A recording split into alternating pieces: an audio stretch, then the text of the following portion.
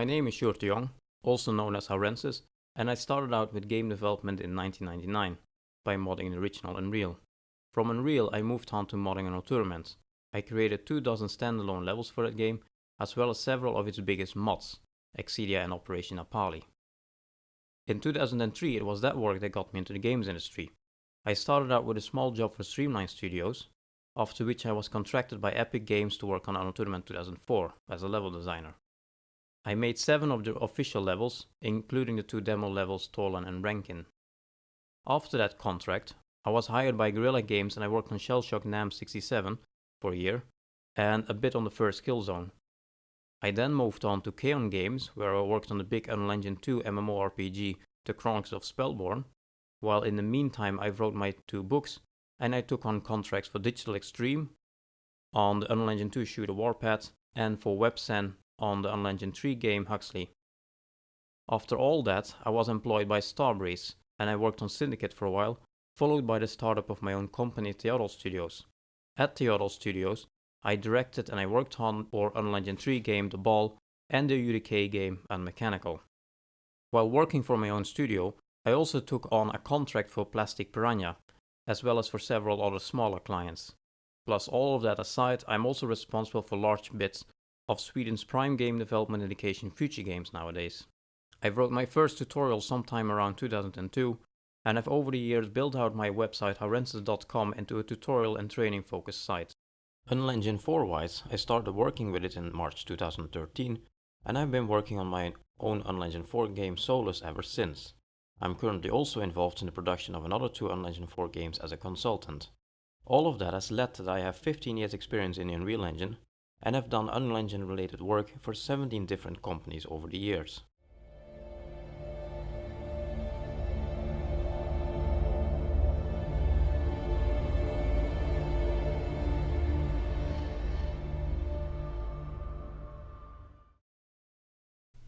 In this video we're going to be building this scene from my game Solus. We have various things in this scene which are very good for an introduction. First of all, it's a simple building to build. Most of the building is done with separate pieces and it's all symmetrical and it's very straightforward. Once you've built one section of the corridor, you can basically just copy paste it and make an entire section of the corridor.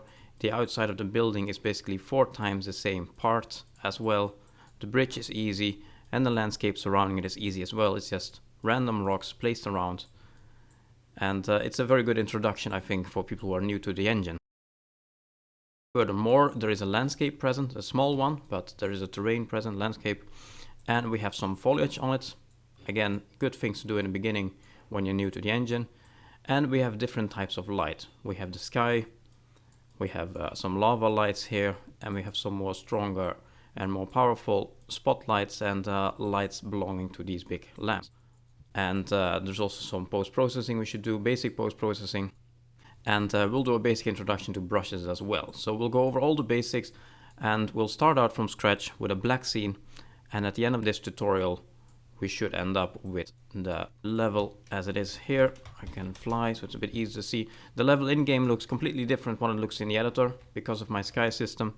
The sky system dynamically lights the entire scene and changes the post-process colors. So in order to see how it really looks like, you need to play in game. And then this is how it looks like. So it's a simple scene, but it's a good introduction. If you load up the editor with Solus example project loaded, then you should see this view. You might have the content browser on the left here. I moved it from this location here. I think it's slightly easier on this small resolution, and otherwise it looks like this. So in order for us to start, there's a couple of things to note. So press the unlit or whatever it's called. It might be called lit for you as well. But press this button, go to exposure, and I usually set this to fixed at brightness 1. This determines the brightness of the screen. It makes the screen automatically darker if you look at something bright and automatically bright if you look at something dark. I think that's hard to work with. I don't like this feature at all, so I turn it off. I'll get back to that later. So if you set it to brightness 1, it's just original brightness. And also it should be noted that we're using grid size, power of 2 grid sizes here with the grid enabled. You should automatically have this set. It's included in the configuration files included in the project, but this is non-standard from decimal grid that you normally have. I'll get back to that later on as well. Anyhow, let's start building the scene. The first thing we should do is we should go over the very basics. Placing some meshes, placing some lights, placing some brushes, the most basic things you can do. We'll go through that fairly quickly because there's a lot more advanced things to talk about. And then once we've gone through those basics, we'll take a look at building the actual building. Let's start with a completely empty scene. So the first scene you're getting is this default scene here from Epic. There's too many things set up here, so let's just start with something completely clean. Do file, new level, and take an entirely empty level. And you get this entirely empty level over here. Placing things is quite simple. Simply go to the content browser. You can see you have a folder structure here. You can just expand that, look where everything is located. Note also, I don't have the folders displaying here, which you might have. I turned that off in view options, and then unfortunately it falls off the screen capture area here. But in view options it says show folders. See, if I enable that, this is how it looks for you. I turned it off because I'd like to see everything at the same time. But you can place some meshes. So the content browser holds all the content of the game, all the particles, all the sounds, all the blueprints, all the meshes, material, textures, basically every asset is located in the content browser. So in order to place something in the world, a model of something, located in the content browser, for example in environment, ruins, meshes, you got a number of modular meshes. This is what we'll use to build a building. Just try taking one of them, doesn't really matter which one. Click and drag it into the scene. And you can see you get it over there. You can add a couple more, just add some random things here. Try adding something that's quite large as well, like a big box to stand on, so we have a ground to stand on. For example, in general meshes, we have a couple of planes here, a couple of simple primitives. So I'll just take the box here, and there we go. Viewport navigation, by the way, if you're new to this, if you're entirely new to it, is that you can use the arrows on the keyboard. You should be able to use WASD as well. When you use WASD or the arrows on the keyboard, you have to right click the mouse, so hold the right mouse button, click and drag, and then while you hold the right mouse button, you can see you can look around, the camera turns. While holding that mouse button, you also press the arrow keys or WASD. You can fly around as if you're in spectator mode in a first-person game. I personally use the old school method, which is much faster. If you're used to it, it's also much harder to get into, but once you're used to it, it's much faster. If you left click and drag, you move forward and backwards. If you right click and drag, you look around, similar to the other one. And if you hold both mouse buttons and you click and drag, you pan the screen left, right, up and down. So this way you can control the view with just one hand, leaving your other hand available for other things using shortcuts or whatever else you want to do. So I think this is much faster if you're used to it. There is also a third mode, which is the Maya mode. If you hold the Alt key and you click and drag, it orbits the selected object. And you can also press the mouse, the scroll wheel, so press the middle mouse button basically, while holding the Alt key, which will pan the view. So these are the Maya controls, I believe, for those of you who are coming from a 3D modeling background. The arrow keys or using just the mouse is preferred over the Maya method, however, because the Maya method is an orbit mode, and an orbiting camera doesn't tend to work very well in indoor environments or levels basically. Either way, we got these objects in the scene here. We can move them around. You can see I have this arrow thing on top of it. So if you just click and drag one of the arrows, you can move it in the direction that you're clicking and dragging on. You can also click on the little area in between two arrows that highlights both arrows, and then you can move it in both directions at the same time. Also, you can use keyboard shortcuts to do this. So I actually rarely click on these arrows because it takes quite a bit of time to move your mouse to it and then click on the arrow. You know, you have to position your mouse on exact correct location.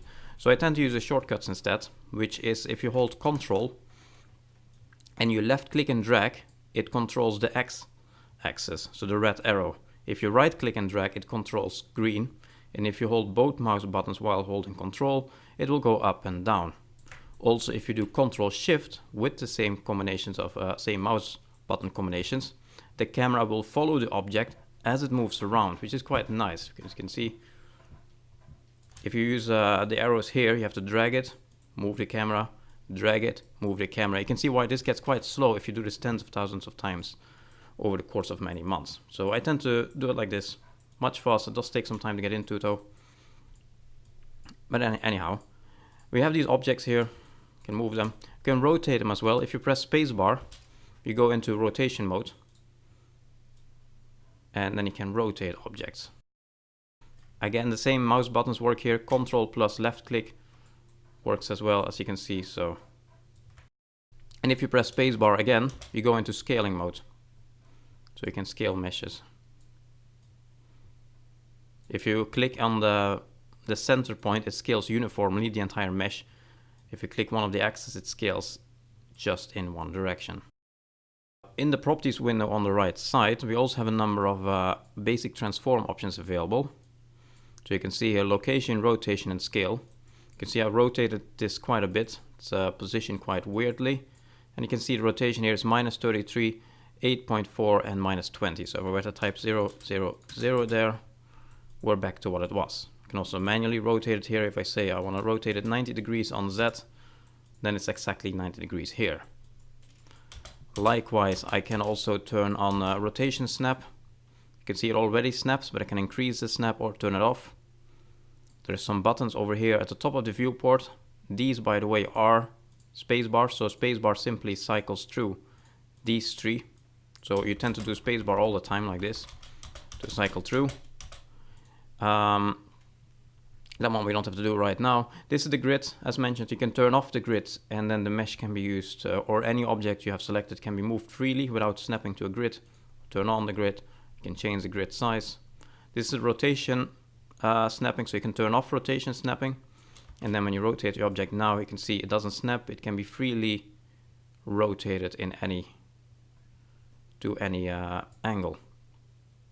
You can also change it to, for example, you want to set it to 90 degrees, then it will do exact 90-degree turns. I'm using these here. I think these are slightly easier to use than those, but it doesn't really matter. And then lastly, we have for scaling. So if you scale an object, you can see it scales like this. You can scale it freely, but if you were to enable this, it would snap. You can see it snaps a little bit, so it's the same there. And we have the camera speed here, which could be quite nice. So this button controls camera speed. I usually have it quite high, especially when you use the mouse mode. It needs quite a high camera speed, otherwise it feels very slow. So setting this lower, you can see I can barely move, and with a higher setting it goes much faster. Anyhow, those are the basics. So let's make a little floor and a little level we can play. Scale this cube here. This is the scale as well. I tend to prefer scaling through the boxes so I can type the exact number I need, rather than doing it like this, which is a bit more imprecise. So I'm gonna just scale my box to be quite large. Let's say it's 8.8. I'm gonna drag it down a bit. You can see I have a floor now. I have some objects at the top here. Let's place some pillars on it. I'll just delete these, we don't really need them. You can copy objects as well. You can copy objects simply with Ctrl-C and Ctrl-V, of course. You can see now I did that. You can also do Ctrl-W, I believe. Yeah, that still works. That's duplicate as well. And you can also hold the Alt key and then click and drag the object into a direction, and that duplicates it as well. See? So you have three ways of duplicating it.